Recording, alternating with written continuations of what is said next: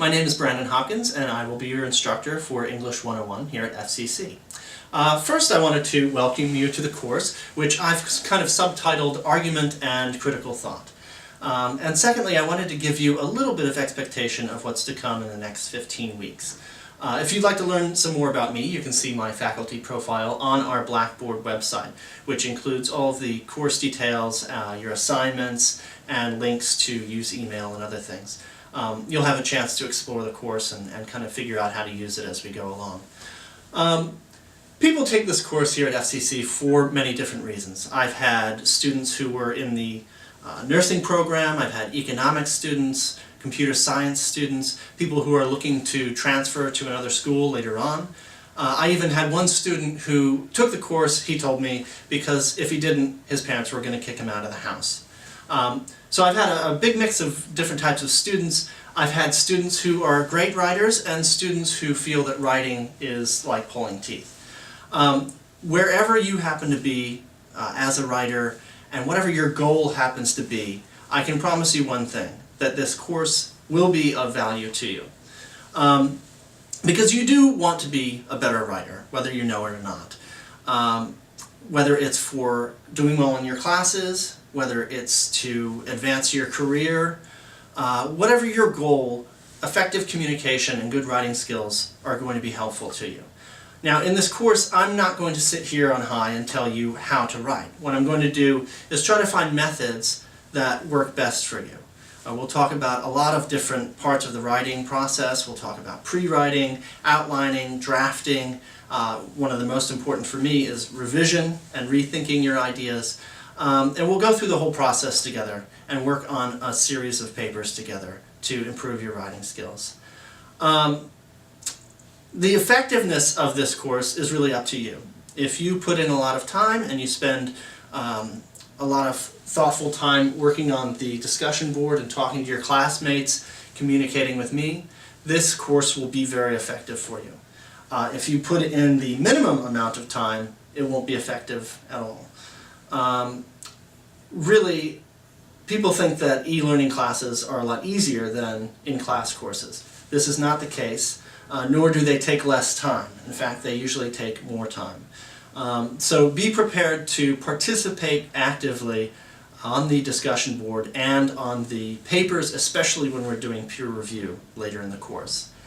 Throughout the course, I would like you to communicate with a level of formality. If we're talking about something on the discussion board, you don't have to be writing at your academic best, but do remember that we're not tweeting each other messages and it's not just an email to your buddy.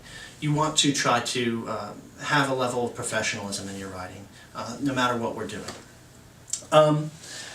There are a few core principles that we'll discuss throughout the semester, and I just want to lay them out in a bulleted list right now so that you know what they are. And don't memorize these or think about them too much right now.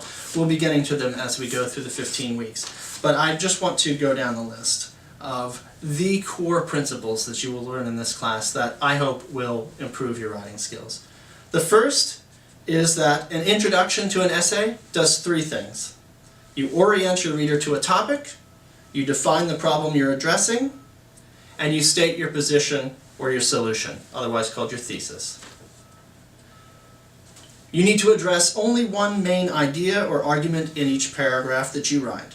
If you can determine what your main ideas are and the order in which they should be read, you're already a long way to having a first draft. Very important principle is that drafting is just the beginning of the writing process. Good writing has much more to do with rewriting and rethinking your ideas, with editing yourself. Therefore, we'll be scheduling lots of time for editing and peer review and proofreading. This one you want to go ahead and memorize because it's probably the most important thing that you'll learn in this course. A few others. A description or a definition of your problem always precedes any sort of evaluation or judgment or solution that you're going to make about it. Major details about your topic have to come before minor ones. This is just presenting information in a way that your reader can understand. Your essay's conclusion should do three things, the same way that your introduction did. It should restate your position, summarize your arguments, and point to a big picture, a sort of significance of what you're arguing. The goal of all good writing is essentially telepathy, okay? You're trying to make other people think your thoughts, and you're doing it usually on paper. If I say, you're now thinking of a tiny purple elephant, what happens? There you go. That's, if you're communicating effectively, that's what happens. Imagine that there's a film playing in your mind, and you're trying to get that film to play exactly the same way in the mind of a reader. That's the goal of good communication. There's another video that I'm posting on the site here that kind of illustrates that, that idea, and there'll be a link to that on the site as well. In academic writing, you must always be critical, never complacent. You must always be precise and never approximate. You don't want to build up a thesis and then at the end say, well, but it doesn't matter, whatever you think is fine too. Argument is about convincing, persuading, getting your reader to think like you. So you don't want to pull any punches, but you also want to be precise enough that they can follow your line of thought. Finally, and this is hugely important as well, if you want to be a good writer, you have to be a good reader. We'll start out this first workshop talking about reading and writing processes, and being able to read critically and not complacently, being able to interact with what you read and really think about what you read is very important. But even more simply, reading a lot is hugely important to the writing process. The more you read, the more you become familiar with the language, with expressions, vocabulary, and the better a writer you automatically become. So if you're not a big reader, start picking up books. Doesn't matter what.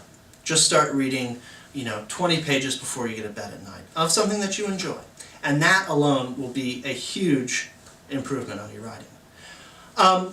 Finally, in this video, I want to ask you a few questions about your own experience with writing. This is also in the written version of this video lecture, which is also posted on Blackboard. First, I'd like to know, what kind of writing instruction have you had in the past? What kind of classes have you taken? What are your personal goals for this class? Whether they're connected to your work or your studies, or just something that you want to do personally. What are your concerns about this class? What worries you? Are you timid about writing? Let me know that, and then I know. Have you ever worked with computers? Hopefully the answer is yes, because this is an online class. There are requirements posted for the technology that you'll need to complete this class online. But generally, are you comfortable with computers, or do you feel like you need a little bit of help there? What kind of word processing will you be using, and how will you back up your files? Have you ever taken an online course before? That's an important question for me to know. And finally, how do you think that I can help you most in this class?